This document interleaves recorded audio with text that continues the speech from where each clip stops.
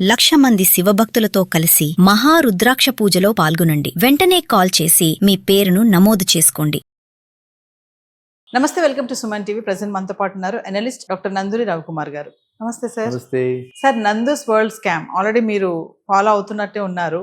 అసలు యూకేలో ఈ సిఓఎస్ సర్టిఫికేట్ ఆఫ్ స్పాన్సర్షిప్ ఆ వీసాలు ఇప్పిస్తామని చెప్పి చాలా మంది దగ్గర డబ్బులు తీసుకుని మోసాలు చేశారనే ఒక ఆరోపణలు అయితే వినబడుతున్నాయి. చాలా ట్రోల్ అవుతున్నాయి, ట్రెండ్ అవుతున్నాయి వీడియోస్ కూడా. చాలా మంది బాధితులు చెప్తున్నారు, మీడియా ముందుకు రావడం కూడా చూస్తున్నాం. అసలు మరి యూకేలో ఉన్న వాళ్ళు ఇక్కడ ఇండియా ఉన్నటువంటి వాళ్ళ దిగి వీసాలు ఇప్పిస్తామనడము ఇవన్నీ సాధ్యమేనా? అసలు అక్కడ అబ్రాడ్లో ఉంటున్నటువంటి వాళ్ళకి ఈ సిఓఎస్ అనేది అసలు ఏంటి అంటే మీ అనాలిసిస్లో ఏమనుకుంటున్నారు అసలు ఈ కేసు గురించి? Very good. ఫస్ట్ అయితే నేను క్లారిఫై చేసుకున్నాను. నందు అని పక్క పక్కన వస్తుంటే మన వ్యూవర్స్ నాకు కరెక్టెడ్ ఉంది. నాకు ఈ నందు ఫ్యామిలీకి మీ కప్పులకి నాకు ఏ రకమైన సంబంధం లేదు. ఓకేనా? నేను అందరిలానే దీన్ని ఫాలో అవుతున్నాను కాబట్టి మీరు అడిగారు కాబట్టి చెప్తున్నాను.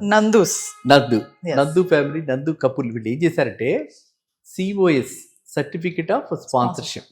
మనం ఎక్కడికైనా వెళ్ళాలి అంటే, ఇండియన్ బయటికి వెళ్ళాలి అంటే అక్కడ ఎలా బతుకుతాడు, అక్కడ ఎలా అతను సర్వైవ్ అవుతాడు?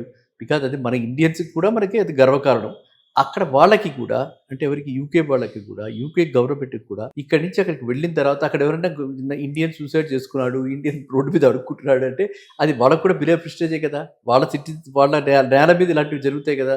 అందు గురించి ప్రతి వాళ్ళకి కూడా అక్కడ వర్క్ పర్మిట్ లాగా, మనము యూఎస్ అనుకోండి, లాస్ట్ టైం చాలా యూఎస్ వీసాలు చేసాం, వీసా అంటాం అక్కడ. వీసా ఎలాగో ఇక్కడ సిఓఎస్ అంటారు. సిఓఎస్ అంటే సర్టిఫికేట్ ఆఫ్ స్పాన్సర్షిప్.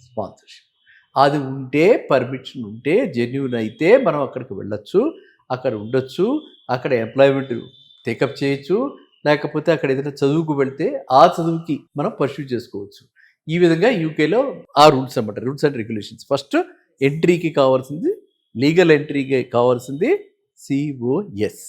ఓకేనా? అది క్లారిటీ వచ్చేసింది కదా.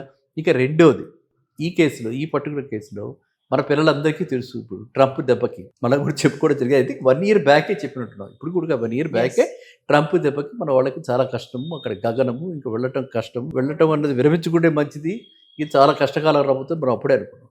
సో అలాంటి ట్రంప్ దెబ్బకి ఆల్టర్నేటివ్ చూశారు మన వాళ్ళు. ఆ వీక్నెస్ని ఎన్కాష్ చేసుకున్నారు ఈ కపుల్. సో వీళ్ళు ఏం చేశారు, ఆ మీడియా ప్రకారంగా వాళ్ళు ఇక్కడి నుంచి ఏదైతే ఇచ్చారో, అసలు ఇవాళ చాలామందికి డబ్బులు తీసుకున్నారు, లక్షల్లో తీసుకున్నారు. ఎన్ని కోట్లు అయినాయో లెక్క మనకు తెలియదు. జెన్యూన్ ఎంతో తెలియదు, అంటే నిజంగా ఎంతో తెలియదు. మీడియా వచ్చింది కాబట్టి ఎక్కువ హైప్ చేసి చెప్పేయడం కూడా ఇవాళ రేపు ఇదైపోయింది అనమాట, నా మామూలు అయిపోయింది. సో ఆ విధంగా ఎంత తీసుకెళ్ళిపోయారు, ఎంత ఇందులో సైఫర్ అయిపోయి ఎంత ఫ్రాడ్ తెలియదు, అది తెలియదు, మనకు క్లియర్ పిక్చర్ లేదు. ఎట్ ది సేమ్ టైం వీళ్ళు ఏం చేశారు, ఈ డబ్బులు తీసుకున్న వాళ్ళకి కనీసం రెస్పాన్స్ ఇవ్వాలి కదా. ఇవాళ వస్తుంది, రేపు వస్తుంది, ఇంటర్వ్యూలు కండక్ట్ చేయించడం, ఈ ఆన్లైన్లో ఇంటర్వ్యూలు చేయించడం, ఏదో ఒకటి జరగాలి కదా. ఇవి కొంతవరకు డ్రామా మొదట్లో నడిచినా తర్వాత అవి కూడా లేవు. అసలు తర్వాత ఫోన్ కాల్స్ కూడా పికప్ చేయడం మానేశారు. తర్వాత అసలు ఇంక వీళ్ళు ఎక్కడికి వెళ్ళిపోయారో తెలియలేదు. సో ఇలా జాడ తెలియక వీళ్ళంతా కలిసి రిపోర్ట్ చేశారన్నమాట. రిపోర్ట్ చేసి మాకు డబ్బులు పోయాయి, ఉన్నది పోయింది, ఉంచుకున్నది పోయింది అన్నట్టుగా, డబ్బులు పోయి ఇది వచ్చింది శని పట్టింది అన్నట్టుగా పాపం వీళ్ళంతా కూడా వాపోయారు. వాపోతే ఇప్పుడు వాళ్ళకి మనం చూస్తున్న ప్రకారంగా వీళ్ళు కపుల్ మిస్సింగ్. ఈ రోజు దాకా నాకు తెలిసి జాడ తెలియదు, ఈ కపుల్ మిస్సింగ్. ఈ కపుల్ మిస్సింగ్ ఇప్పుడు ఈ పిల్లలందరికీ కూడా ఎన్నో మొత్తం అంతా కలిపితే కోట్లలో గడిపారు, ఎన్నో కోట్లు మనకి నష్టపోయారు అనమాట. సో అందువల్ల ఏంటంటే ప్రతి వాళ్ళు కూడా, ఈ టాపిక్ అయితే చాలా మంచి ట్రెండింగ్ టాపిక్, బర్నింగ్ టాపిక్. ప్రతి వాళ్ళు కూడా ఏ కంట్రీకి, మనం సింగపూర్కి వెళ్తాం, ఆల్టర్నేటివ్ చెప్పుకున్నాం లాస్ట్ టైం. దుబాయ్కి వెళ్ళండి, పక్కనే, అక్కడ చదివించండి తక్కువలో, ఆఫ్ ఖర్చులో.